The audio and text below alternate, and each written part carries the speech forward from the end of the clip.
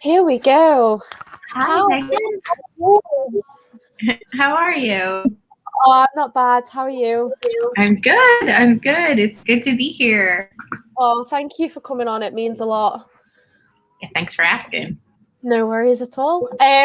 So I know you sent me the introduction, so I'll run through that and then we can just have a chat from then on. Right? It's nothing Okay. formal, but Okay. I'll get that out of the way. So Awesome.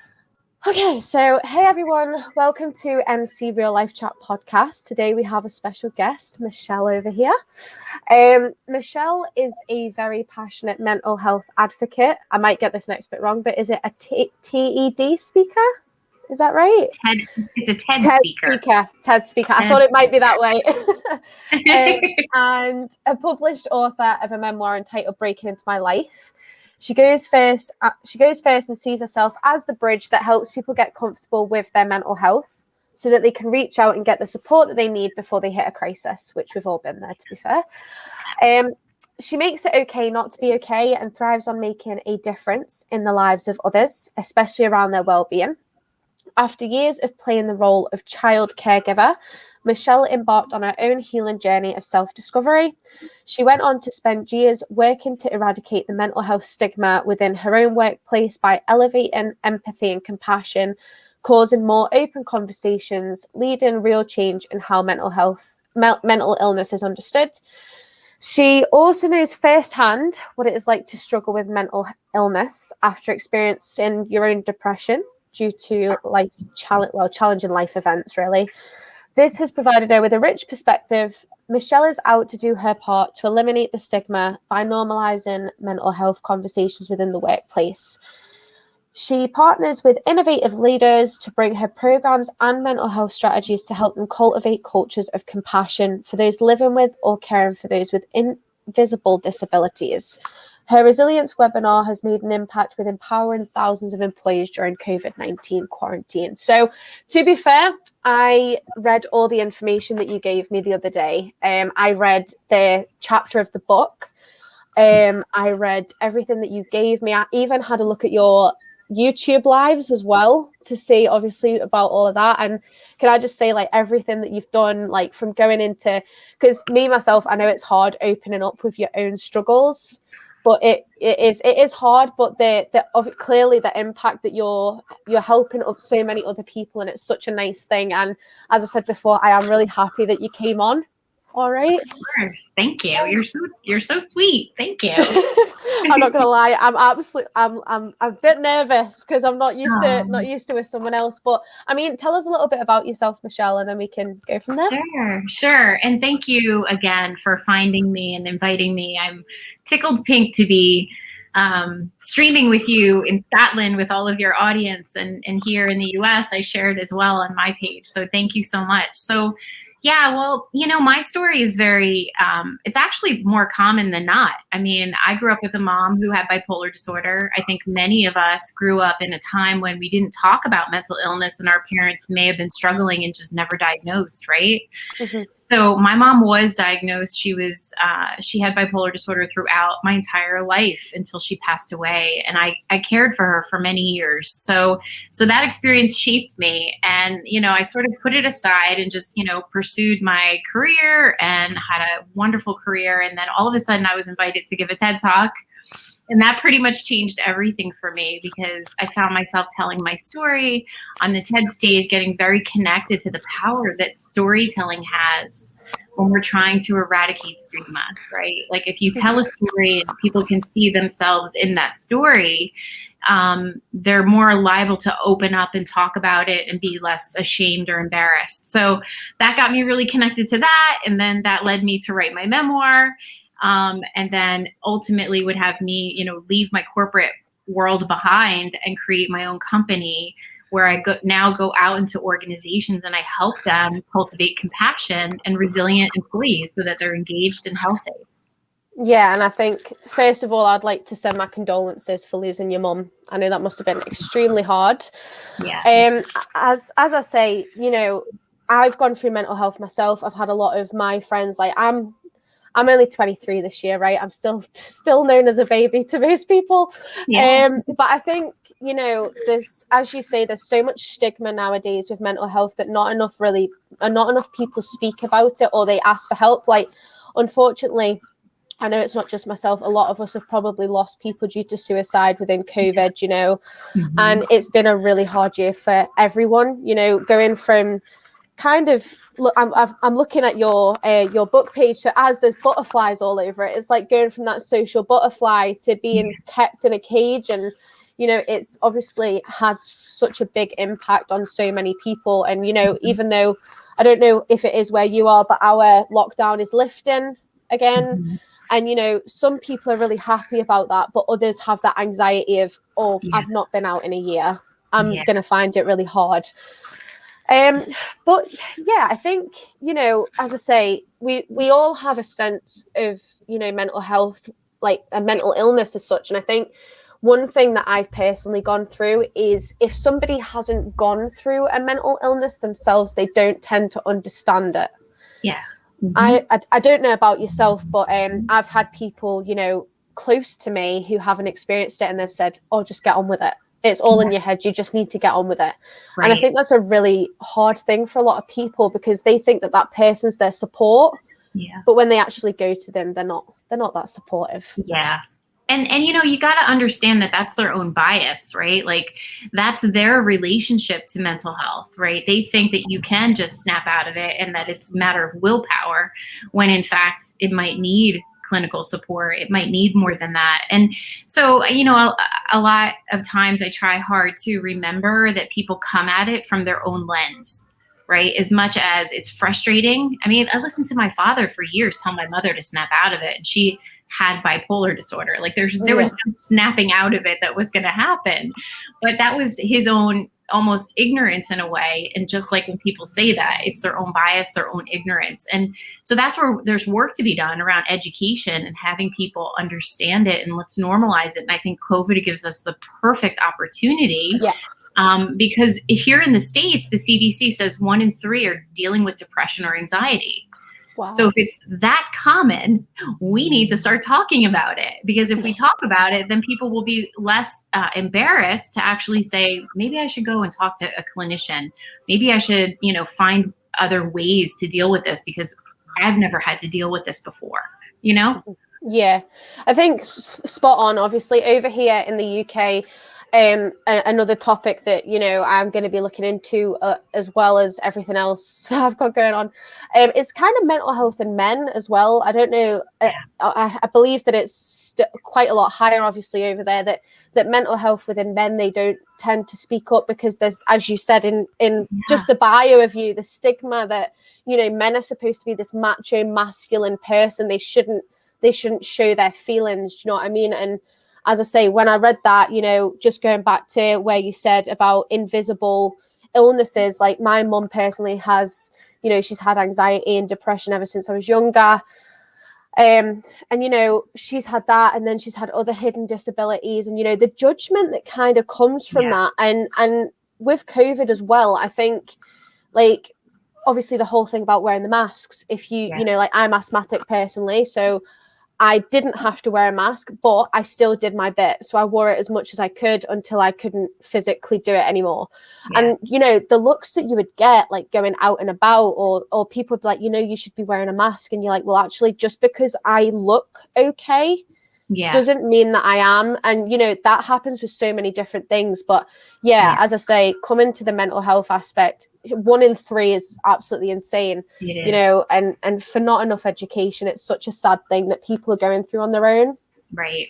It's true. And if you don't have a good relationship with the idea of getting support, then you're going to suffer in silence. And that's what I'm out to try to eradicate, right? Like, it's one thing we have a stigma. It's another thing that we have many, many people struggling in isolation and silence. And we all know the end game to that if they don't get help. I don't even want to say it, but we need to do a better job having those people not suffer in silence, not be ashamed, reaching out, getting some type of conversation going, whether it's with a loved one or it's with a clinician or it's with a friend. It's the conversation we have to start making sure that is happening, so people don't isolate and not get that support. Yeah, of course. And, you know, as I say, me, myself, I've been through 2 lots of counseling. I've been through cognitive behavioral therapy. I've done all of that. I've read my own book. Like, I've read books, and, you know, it's a really hard one, because, as I said in my like introduction video, was that people think mental illness can just be cured. Whereas I think one thing that really kind of stuck with me is when I had my counseling and when I had like a regular mental health nurse that would call me, she said, you know, there's so much pressure in the world to cure something. She was like, but sometimes it's just learning to cope with it. Do you know what I mean? Mm-hmm. Learning to get through every day, but also at the same time understanding that if you have a bad day, it's okay. You just need to, you know, you just need to try your best. And as I say, there's not enough people giving that support and those wise words. Do you know what I mean?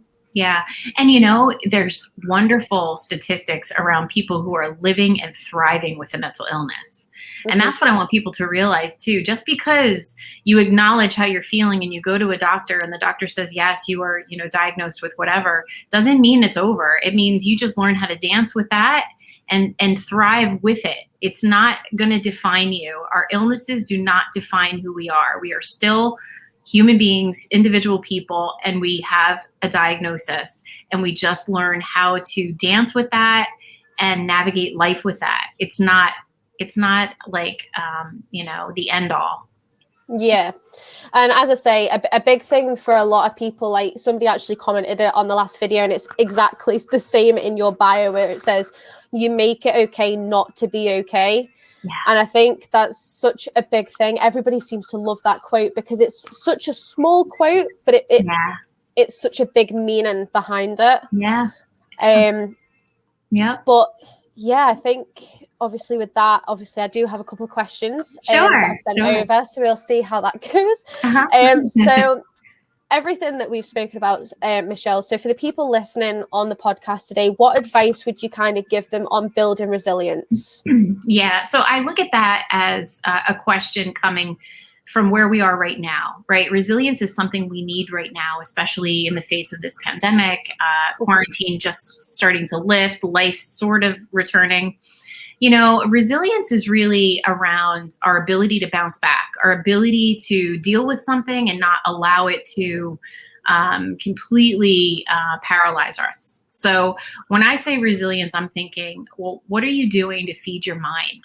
What are you feeding your mind? What are the things that you really do have control over, and how can I help you remember that you have control? So we all have control over what we feed our brain.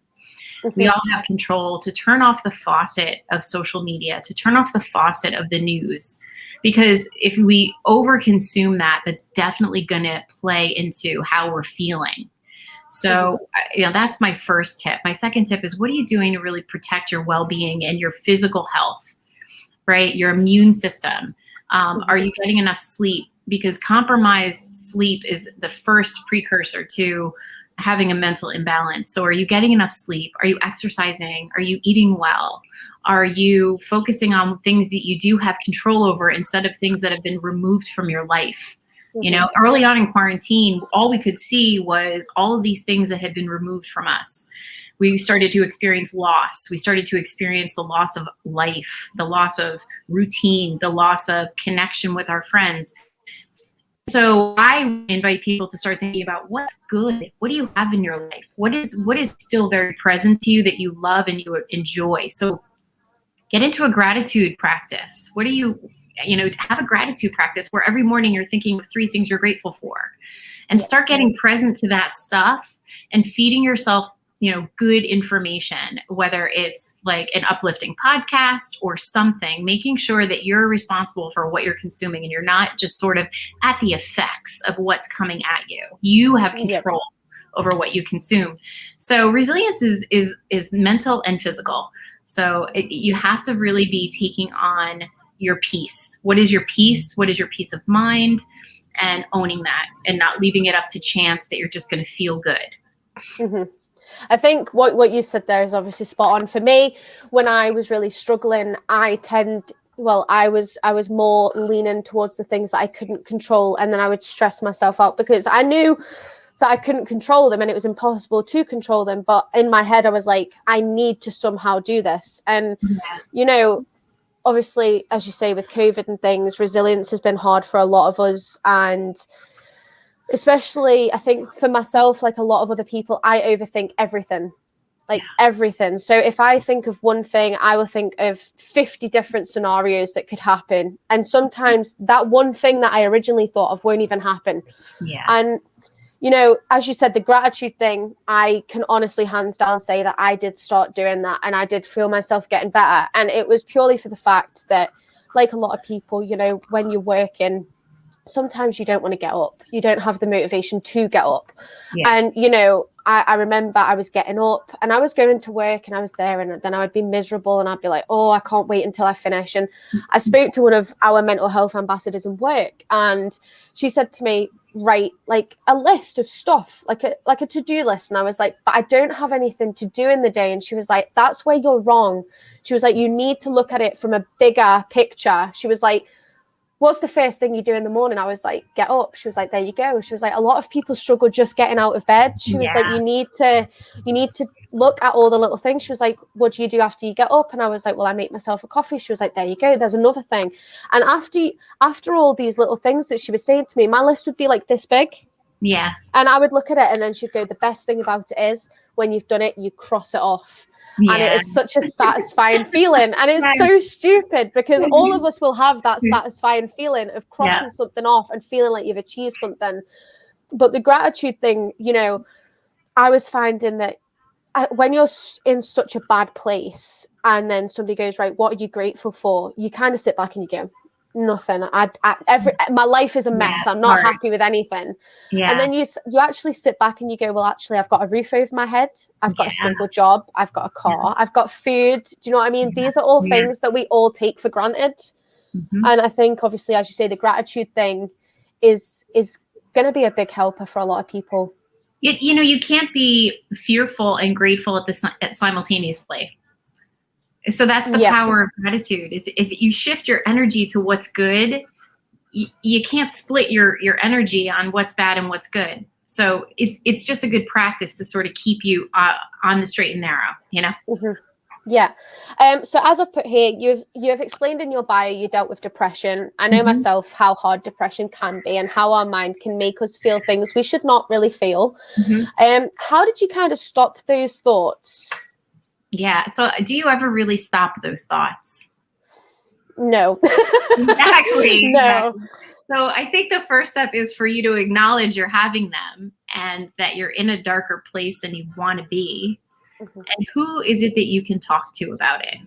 You know, when we get out of the vortex of our minds, you know, ruminating in all these thoughts, who can we be talking to? And for me, I had always had a very healthy relationship to talking to a clinician. So I just knew at that point, something's up. I am not able to pull myself out by willpower or positive motivational thinking.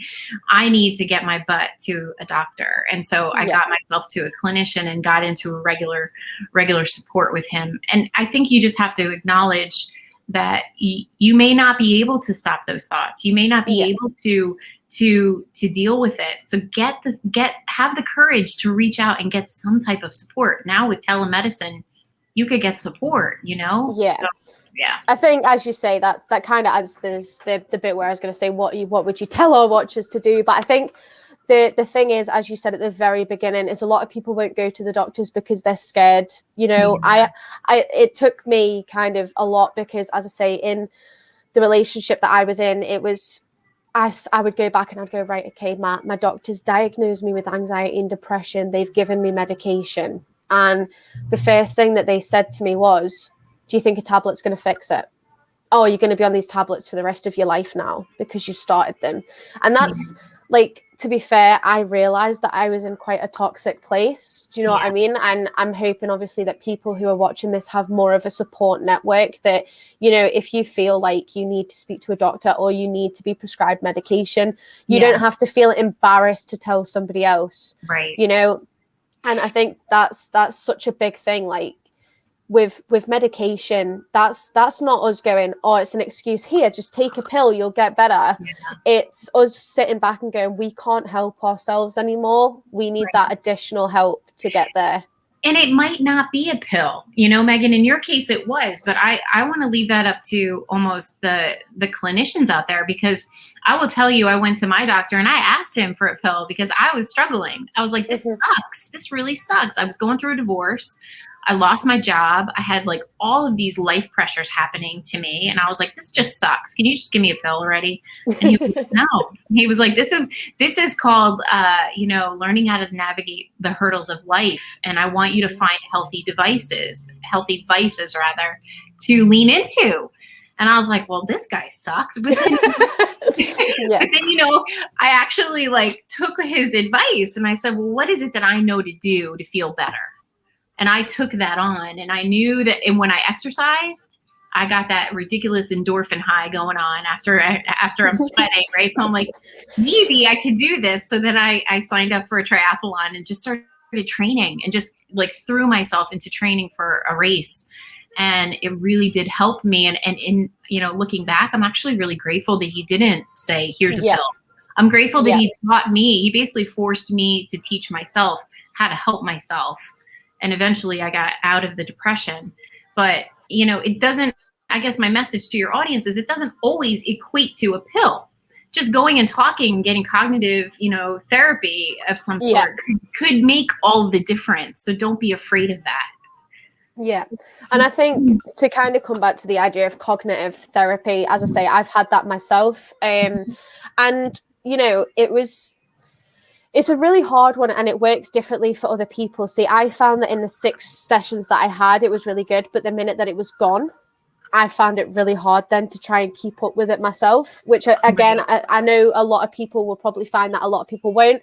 So I would then be like, right, okay, I have cognitive behavioral therapy. Right, okay, it's finished. What do I do now? And I was like, right, okay. So I started listening to mindfulness before I went to bed. I would try and stay off my phone for like 30 minutes before I went to sleep, because that's supposed to help. And then I remember after speaking to them, they said, you know, we've got a couple of books that we can recommend. And I was like, right. So The Chimp Paradox was one. I don't know if you've heard of it. No. And Overcoming Anxiety, which was like an actual, and basically it was recommended to a clinician to how they learned from it.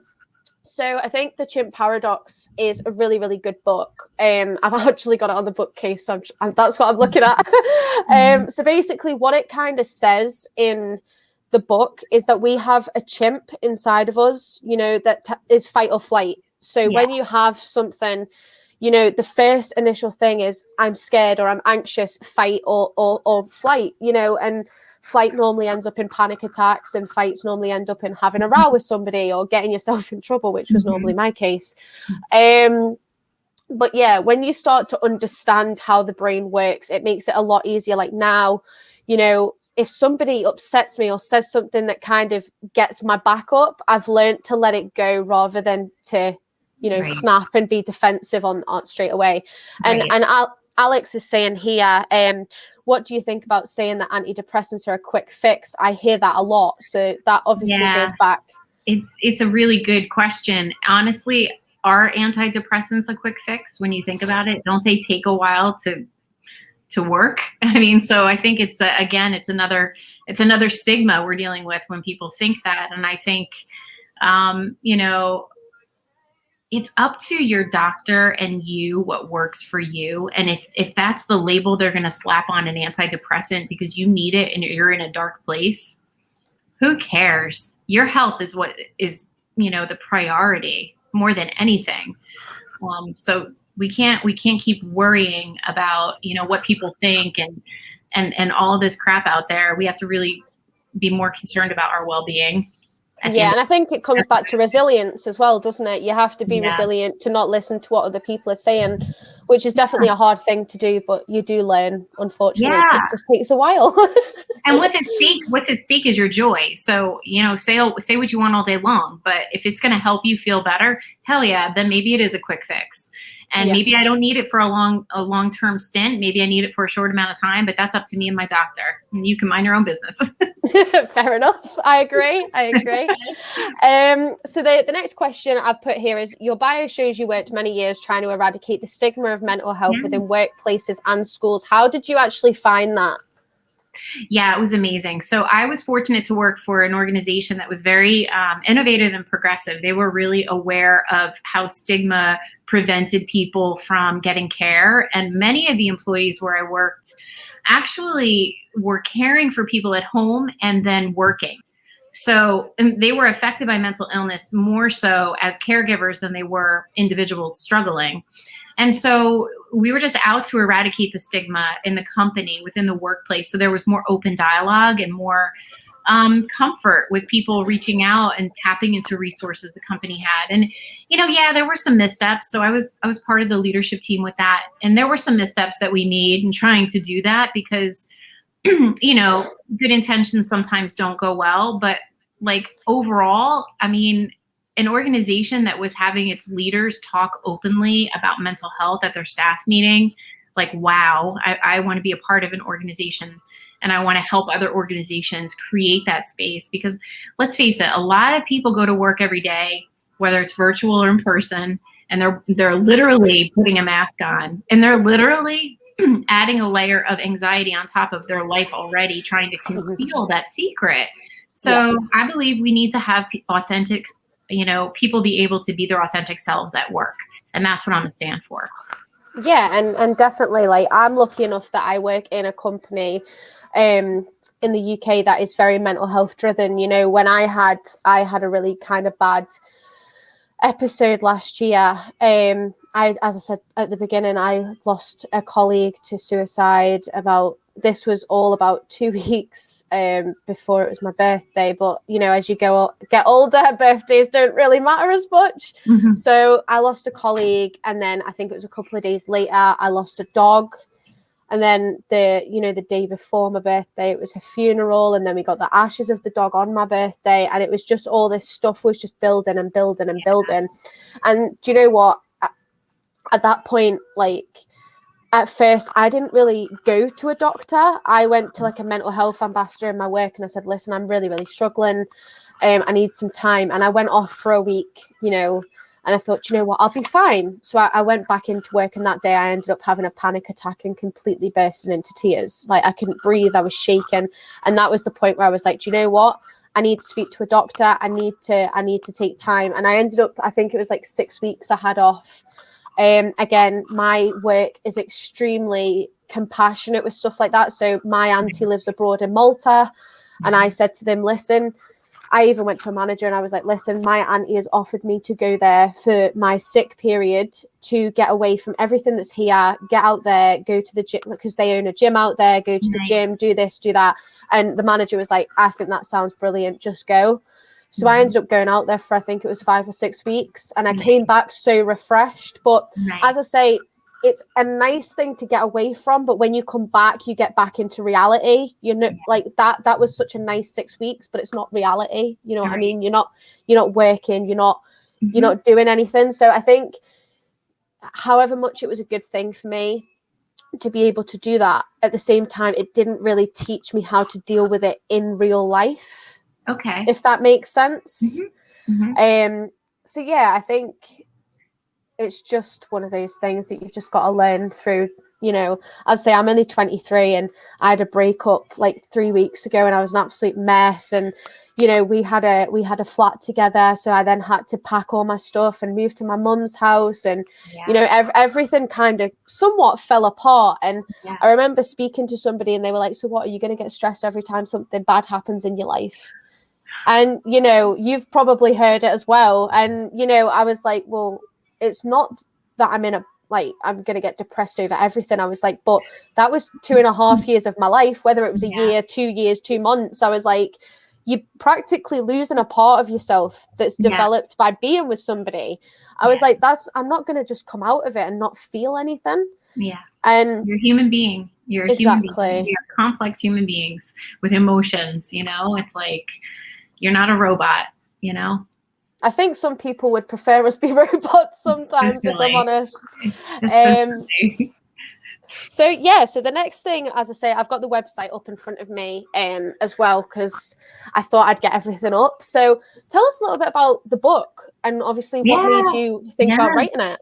Oh my goodness. So this is the book. It's called Breaking Into My Life: Growing Up with a Bipolar Parent and My Battle to Reclaim Myself. So I gave the TED Talk and I thought, wow, if I could make a difference for the people in the audience in like 13 minutes, what could I do if I wrote a book? So I sat down, put pen to paper, and over 4 very long cathartic years, I wrote my memoir.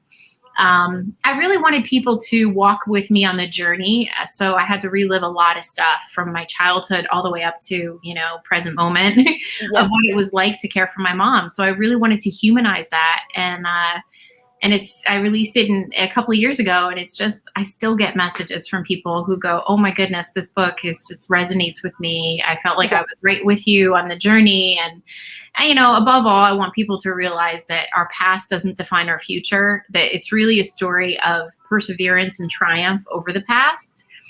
And that hope, there's always hope, no matter what we've been through, there's always hope, and we get to create our future. So, but also for people to understand mental illness, like we talked about biases before, some people, their only understanding of mental illness is what they see in the news. They don't know. Mm-hmm. So if I could help them understand what it's like to love someone with a mental illness, then maybe I can cultivate more compassion. Yep. And I think, as I say, when I read the chapter, as I say, I've got it in front of me now, there was a bit obviously that resonates with probably a lot of people. I think it was the part where it was saying about you were ready to go to school, and I think it was your dad asked you to stay at home with your mum so you could look after her. And my mum hasn't got bipolar or anything, but she has fibromyalgia, which again is like a hidden kind of disease with the body. And as I was growing up, it's I think she got diagnosed with it when I was about 17, 18, and it kind of got to the fact, which is going to sound really selfish, but I think when you're at that age, not everybody, but I did find myself getting selfish. I wanted to go out with my friends. I wanted to experience all this different stuff, but it would come to the point where, I'd have to take her to hospital, and I would be like, right, okay, I'll take you to hospital. I'd take her to the doctors. And, you probably saw it a lot with your mum, but sometimes you'd go into these rooms and they would just burst into tears, and you'd be like, like, what do I do? This person is the person that's supposed to be there for me when I'm crying. Role reversal. Yeah, really, really difficult. It's so hard to be a caregiver for someone with a mental illness or some type of an illness. We get lost in their care. We want to ease their pain. We don't want that. We don't want to see that suffering. I mean, as a little girl, I watched my mom cry for hours, and there was nothing I could do to console her. And it was so hard. Like, your hands are tied. So I get it. And it's like, because of that, we grow up faster, right? Because you're like, all of a sudden you're like, parent is now the child is now the parent. So you got to learn quick. You got to figure it out, and so it's not easy. So yeah, I get it. Louise just put something on here. She put, it is tough for partners or families to understand how someone feels going through mental health. So that sounds obviously really good about the book. So I think, as I say, when it comes to partners and things, if you've got a nice, good partner, then they'll take the time to maybe read some resources. And I think that was one thing that in my relationship, I actually did say to him, I would really appreciate it if you could read some resources. And to my surprise, he said, I have. Do you not think that's how I got the advice to give you to get yourself better? And it did kind of sit back, and I was like, oh my God, right, okay. I've really got nowhere to stand now. But I think, like your book, as I say, I read the chapter, and for anyone who is looking at getting it, as I said, it says that it's on Amazon and Barnes and Noble, so it is definitely worth having a read. I mean, do you want me to let them know where the free chapter is, or it's up to you? Sure. No, I highly recommend it. It's on my website, breakingintomylife.com. There's the free excerpt, and then and then it is available on Amazon. Mm-hmm. Yeah. So as I say, that book kind of got me the other day, and I've put here from the chapter I read from your book, there seems to have been a lot of pressure on the child to be there for the mum, which comes back to what we says. So not in a horrible way, but did you feel like, for going back to that part about, you know, you were ready for school and your dad asked you to stay at home, did you kind of feel like you were obliged to do it? Do you know what I mean? I had so many emotions growing up. It wasn't until I was probably your age where I started to find forgiveness, because it was rough. It was like everything revolved around her. Everything, like my social life, my home life, everything would revolve around what she needed, how she was doing. So it was hard, really hard. Okay. We do have a question from Alex, which I think is a really, really good question. It says, how can I support someone into seeking help when they are adamant that they don't need it? This is more, I would probably say this is more for males than females, because we tend to listen a little bit more, but guys, not really. Yeah, I think, we tend to want to fix things, right? Like when we see someone suffering, we immediately want to come in and we want to fix it. And we want to give them the recipe and the formula of things they need to do to get better. It's just what we do. I think men and women alike, we don't want to see another person suffer or struggle. And I want people to realize that you don't have to fix anything. You could just listen. You could just be there for them. You can recommend, sort of like your former partner did, recommend resources. But honestly, it's like it's the old saying, you can take a horse to water, but you can't make him drink. But what you can do is acknowledge that you notice that they're different, or they might be struggling, and that is something that you're concerned about and you want to support them. So maybe honestly just extending your ear and just listening to them and being there for them, and not wanting to, give them the formula to fix it, or maybe just opening up and saying, hey, I found myself there. You know what I did? This is what I did. Instead of like, you need to go see a doctor, because imagine how that would land for you. If someone went to you, pointed you in the face and said, you need to go to a doctor, you'd be like, who are you? You're not a doctor. You're not, who are you? The best way is for them to arrive at the point that they need support, and to have a space to talk if and when they're ready to talk. Yeah, I completely agree with that, to be fair. I think, as you say, just going to somebody and saying, right, you need help, like I would have looked at somebody and gone, what? Do you know what I mean? I think that you in yourself know when you need help, right? Even though like some people are really stubborn, right, that they don't want to admit that they need help, which a lot of people do, but deep down that person will know when enough is enough. As I said, it took me to have a panic attack and to go, right, okay, I cannot physically come into work because of this. And that was the point where I was like, right, okay, I really do need help here. Do you know what I mean? And everybody's different. They'll have that realization when they're ready to also admit it to themselves that they need help. Right. Do you know what I mean? So many people, you've probably seen a lot in the industry, so many people, don't even want to admit to themselves that they have these illnesses. Therefore, they're not going to admit them to anyone else. Right. Well, maybe it's not an illness. Maybe it's just a prolonged feeling that won't go away.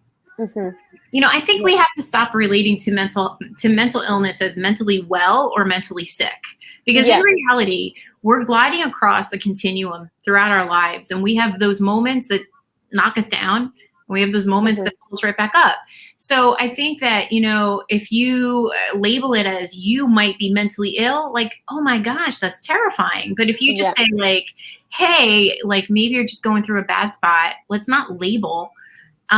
Maybe there's more of a likeliness that they would be open to a conversation and to feel a little bit better, to restore some of the joy that has been removed from them. Yeah, and I think obviously that kind of comes back on my intro video the other day. I was saying, mental illness really shouldn't, the way that I see it is kind of like a disease. It's not like a really bad disease, but what I mean by that is there's not always a cure to it.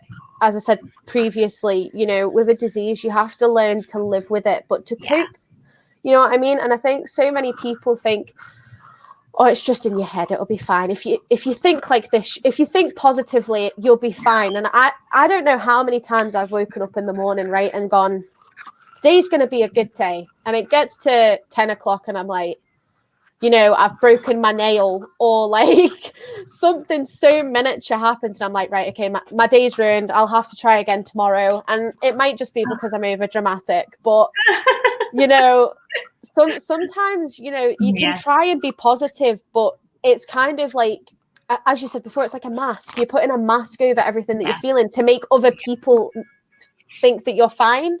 And I think that's such a big thing. Like, I actually got a tattoo in regards to that last year, and it's a girl with a mask on her face. And it was because, you know, whenever you're growing up, you put a mask on to try and fit in. If you do have anxiety and depression, you put a mask on so people think that you're fine, so they don't worry about you. Because sometimes, coming back to Alex's thing where they said, how can I support someone into seeking help? Sometimes people don't want help. They want to just do it on their own. And I had moments like that myself, you know? Yep, I know. And I have myself extended, you know, clinicians to people that I love and said, you really should call them. And then they had 50 million excuses why they didn't. And I'm like, there's nothing I can do. It's really your choice. And I love you and I don't want to see you suffer, but it's your choice. Yeah. And I've put obviously here at the bottom, at what point did you decide to start your own mental health company as such, you know? Yeah, you know, it was one of those things where I had this choice. I was like, okay, so it was like 1 week in May, a couple of years ago. I went to divorce court on a Monday, lost my job on a Wednesday in the corporate environment. So it was like this whole week of like, oh gosh, now what? So I just decided, you know, I could go and I could go back into the corporate world and retire my career, or I could follow my heart. And my heart was pulling at me to say, like, you have more work to do. There's more to be done to help people not suffer in silence. And I said, that's it. I'm gonna take my book, my TED Talk, and my passion to cause change, and I'm gonna go and I'm gonna change the world. So I created my company, and I said, that's it. That's what I do the rest of my life. And I'm going to change cultures, therefore affect more human beings' lives and eradicate stigma as much as I can on my own. Yeah, and do you know what? I completely take my hat off to you because, you know, I am myself one of those kind of people that likes to help other people, which is kind of why I'm doing this podcast. Like, it's also for me to kind of learn. Do you know what I mean? Yeah. I'm still not 100%, so it's a way for me to learn, but also to help other people learn. Like, as I said to you via our emails, I'm just loading up the rest of your information. Alex has put as well, just to kind of come back to the idea of your stigma. There's lots of stigma around getting help. A lot of people think they are weak and they're going to get judged by getting help. People do need to realize that it's okay. And there are people that will listen and have been through similar things. Yeah. I think, as you said before, stigma is such a big thing. And hopefully at some point it will be eradicated. Mm-hmm. And when we talk about it, you know, stigma can't live when there's open dialogue. So I love seeing more and more people, especially like you, coming out and just like, let's just talk about it. Let's just have a conversation. And if more people start talking about it, that stigma is going to dissolve.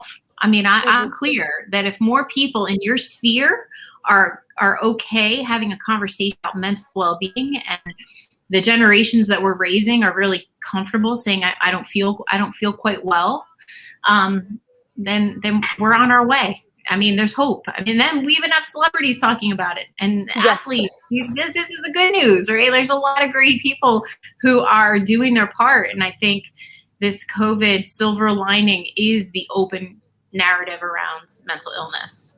Yeah, no, I completely agree. And, you know, as I say, there's a lot of stuff that I think we all need to kind of work through together. And as you say, the more people that talk about it, the more likely people are going to be able to go and get help without feeling that stigma that Alex and you were saying. You know, I just want to come back to your TED Talk. Like, what was that like? Do you know what I mean? Like, how did you find that? Yeah, it was amazing. I was nominated by a colleague to give that talk, and I had an amazing TED coach who helped me like pick every word and rehearse every aspect of the 13 minutes, I think it was.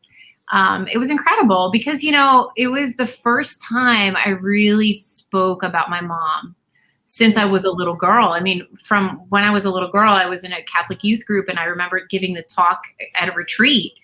But then ever since then, I never spoke about it. And I think I just happened to be talking about it one day. And then like, the next week I'm nominated to give this talk because they wanted to like really open the dialogue around mental health. And I was like, all right. So for me, it was incredible to be able to do that. I always have struggled with my self-confidence. So having the courage to stand on a stage and tell a very personal story was almost like a personal victory of courage, to be honest. Yeah. It's a huge achievement. Yeah, it was awesome. But no, I think, as you say, self-confidence is another thing, that I think a lot of people lack in. I know, especially I lack in, like, it's silly because it just comes to like it reminds me of my former partner, right? He used to say to me, oh, you just do your hair and makeup because you want to take a Snapchat or you want to take a picture. And he was being nice. He was like, you look pretty without makeup. But it's easy to tell somebody that, but for them to believe that is completely different. Do you know what I mean? And I think that's also a big thing. But obviously, I know we've had questions throughout. I'm just obviously going to put it out there that if anybody does have any more questions for Michelle that they want to ask, I mean, I could go on all night, to be fair. But I think the whole thing of like childhood trauma even, is such a big thing. Like I myself have been through, I've like moved so much, and me and my mum went through a phase where we had to basically leave our home, like, with police and things like that to be able to get out safely and things. And I think, as you said, as you grow up, you tend to push it down. You try not to think about it. And I honestly remember still to this day, my first counselling session, right, was an hour. And I told this woman everything. And all of a sudden, I just burst into tears.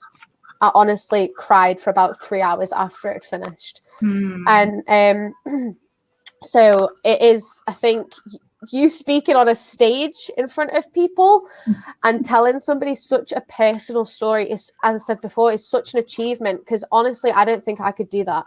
If somebody was like, right, I want you to tell me everything that's happened, and I'd be like, yeah, I don't know where to start. Yeah, I know. Yeah. But what was at stake for me, as I mentioned before, is other people, hearing my story and maybe acknowledging what they went through or acknowledging their own pain. It gives others permission when we go first. So that was what's at stake, Yeah, we did briefly mention this, but Alex has just asked where she can buy your book because she would love to read it. So yeah, so barnesandnoble.com or amazon.com. It's available globally.